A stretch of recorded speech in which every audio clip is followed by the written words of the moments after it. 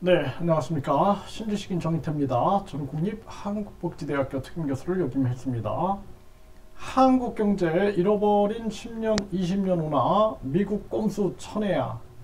네, 제가 이런 말씀을 드리는 이유는 지금 우리나라가 2월 반도체 수출이 42.5% 급감했습니다. 12개월 연속 무역 적자가 나고 있는 이러한 정황입니다.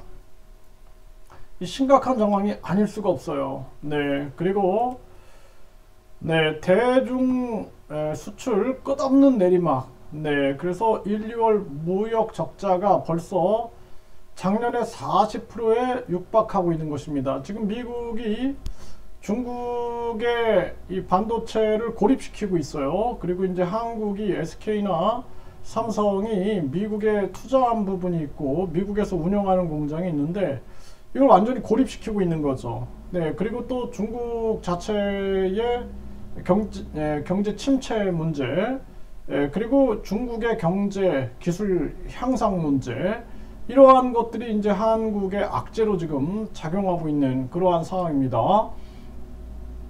반도체 재고가 넘쳐나고 외환위기 이후 25년 만에 최대다라는 거예요.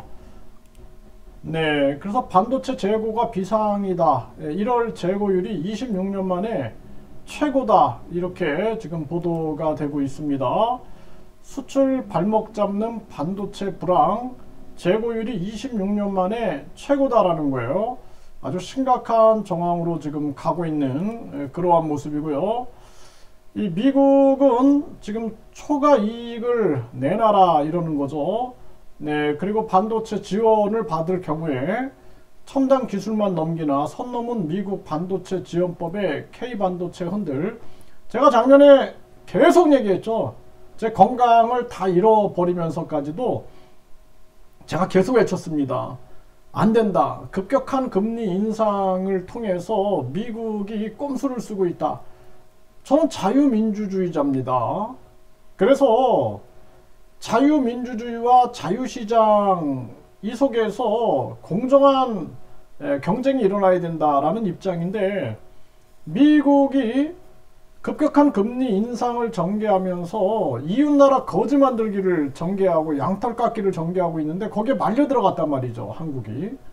그래서 그때 제가 계속 비판했어요. 일본을 봐라. 일본이 과거에 미국이 일본을 플라자 호텔로 불러가지고 니네 금리 인상해라 해가지고 금리를 인상하는 바람에 일본의 경제가 팍 추락했다가 다시 이제 일본이 금리를 내리고 하다 하면서 결국에는 잃어버린 10년, 20년으로 갔단 말이죠.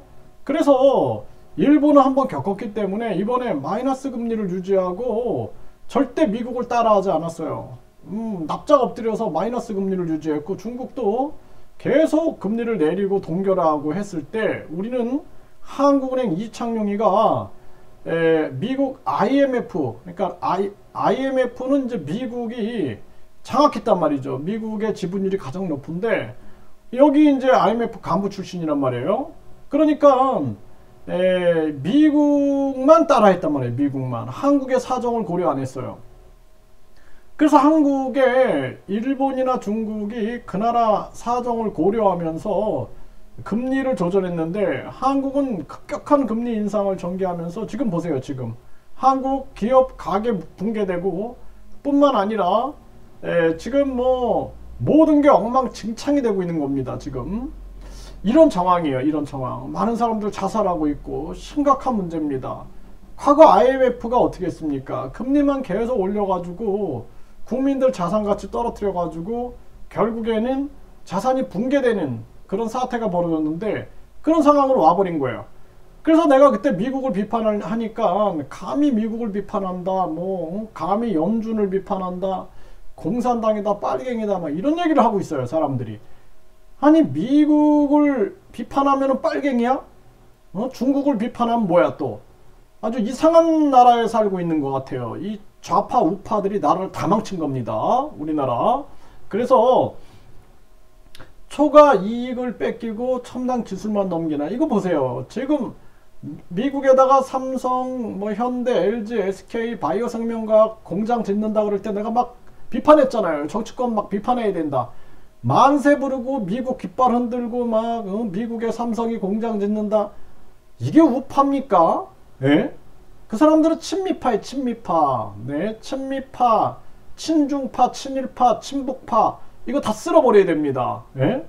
우리는 대한민국파가 돼야죠. 심각한 문제가 아닐 수가 없어요. 그래서 미국이 반도체 보조금을 받으면 중국 투자 금지, 초과 이익 공유해야 한다. 뿐만 아니라 이 기술 같은 경우에도 다 유출될 수밖에 없는 상황이에요. 이 바이든을 믿으면 안 됩니다. 네. 미국이나 중국을 믿으면 안 된다고 내가 계속 얘기했잖아요. 왜냐하면 이 사람들은 여러분들이 생각을 해보세요. 응?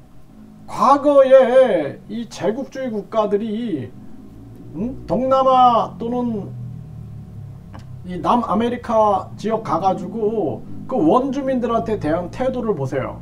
또 호주의 원주민들한테 대한 태도, 아메리카에서 인디언들한테 대한 태도를 보세요. 이들은 안 바뀌었습니다. 지금 계속 그 경제적 제국주의는 흐르고 있는 거예요. 그런데 그냥 미국 깃발 흔들고, 그래서 우리나라는 좌파 우파들이 나라를 다 망치고 있는 거예요. 좌파 우파들. 이것들 다 쓸어버려야 됩니다. 그리고 대한민국 파가 돼야지. 이 좌파 우파 돼가지고 좌파는 중국 친중 친북 노선을 가지고 있고 우파는 친미 노선을 가지고 있단 말이죠.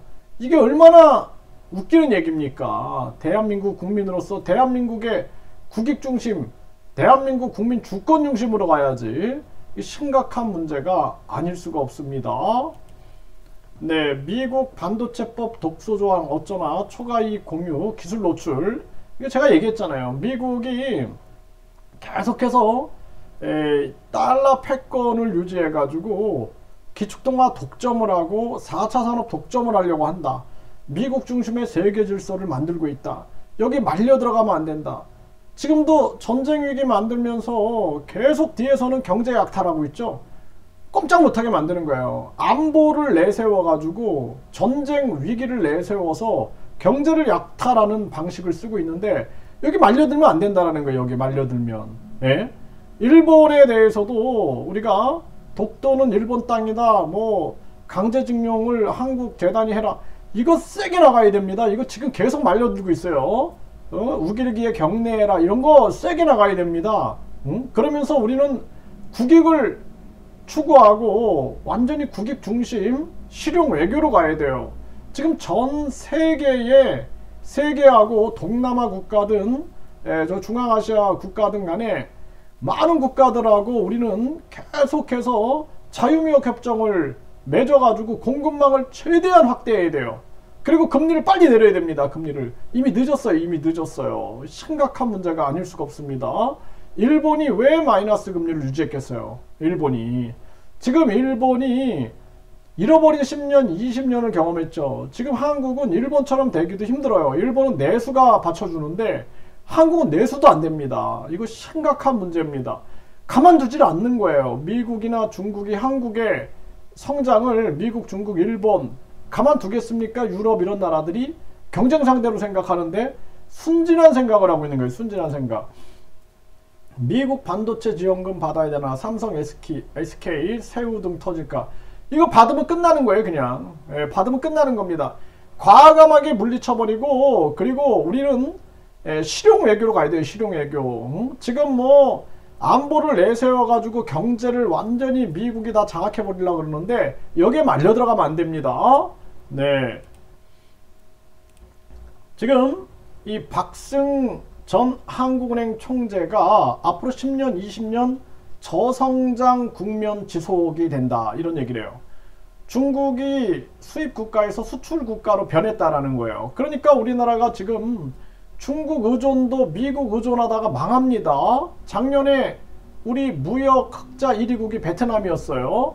베트남도 나중엔 변할 수가 있는 거예요. 그래서 우리는 철저하게 전 세계와 자유무역 협정을 맺고 기업과 가게를 살려야 돼요.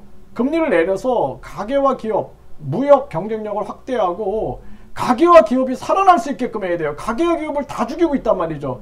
이창용이를 빨리 해임시켜야 된다라고 제가 누누이 얘기하지 않습니까? 이창용이를 빨리 해임시켜야 된다. 한국은행 이창용이. 예? 그리고 추경호 경제부총리, 이 사람들 빨리 해임해야 된다.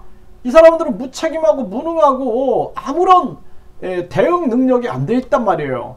이 정치라는 게 뭡니까? 현실을 정확하게 진단해 가지고 빠르게 대응할 수 있는 그러한 것이 정치인데, 아무런 준비가 안 돼 있는 거예요. 지금 그래서 박승 전 한은 총재는 한국이 중국이 수출국가로 변했고 15세에서 64세 생산 노동 인구가 감소하고 있다는 거예요. 그래서 이러한 문제가 앞으로는 10년, 20년 저성장 국면을 지속해 나간다는 거예요. 그러니까 저출산 문제 상황에서도 공무원들이 비자 비리 정사하고 비자 장사하고 하는 거 보세요. 대한민국에 희망이 있습니까? 이거 심각한 문제가 아닐 수가 없다라는 거예요. 완전히 도둑놈 소굴이 되고 있는 겁니다.